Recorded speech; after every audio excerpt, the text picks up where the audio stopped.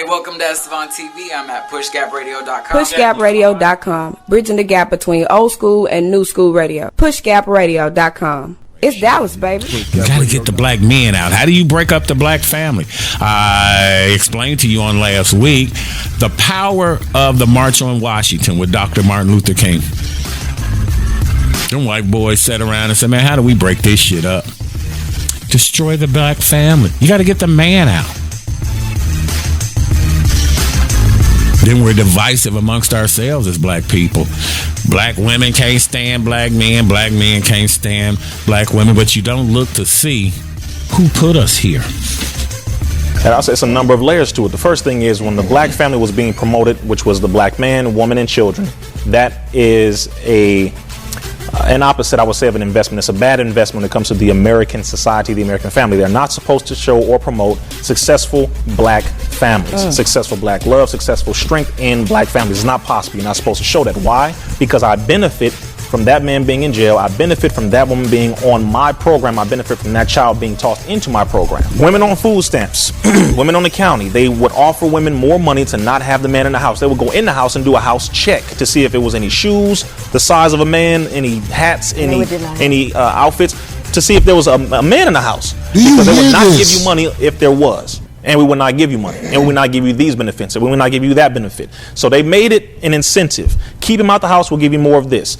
Then they would also take the black man out of the home and then also put him in prison because we didn't have anywhere to work once the factories were shut down. They came after us when we had over 60 all-black towns. And this is very critical because I want people to get into the idea that we've always been these lazy people who don't want to work. None of that. No, we were the hardest workers. We were the masters of every trade you can imagine, from brick masonry to welding to painting, all of this. We were the masters of it. We taught it to everybody. To see a white man with a hammer back then in the 20s and the 30s and 40s looked weird. It was an oddity to see a white man with a hammer. A black man did that. We were in all these cities, over 60 all-black towns. Like I said, it wasn't just Tulsa, Oklahoma. We built up all these areas. So we were the masters of this. But the problem was America was not making the benefit of being superior because we were demonstrating exactly how powerful we were without their help, without being there on their assistance, any of that. So again, there's layers to it. But then, of course, it's long before the drugs came in, long before the heroin, long before the crack cocaine, long before the prison industrial complex became so successful. There are layers to it, my brother.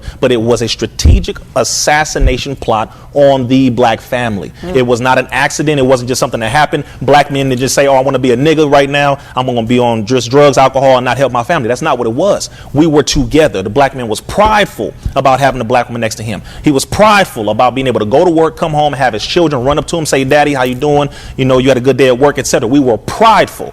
The black woman was next to him, prideful about it. Feminism came in, and the rights of women, white women in particularly, who didn't have rights when it came to their white man. So they wanted to fight that to get their own against him, but they didn't have enough numbers. So what did they do? Convince black women to join in. They got white women to take the power away from the black family. So while we were coming together fighting for civil rights to be treated like human beings, they were fighting for their own rights as women against the white man. That was a whole nother layer to this whole situation here. So again, once that didn't work fast enough, that's when they brought in drugs and alcohol, prison industrial complex, etc., etc., etc. So there were layers to how they did this.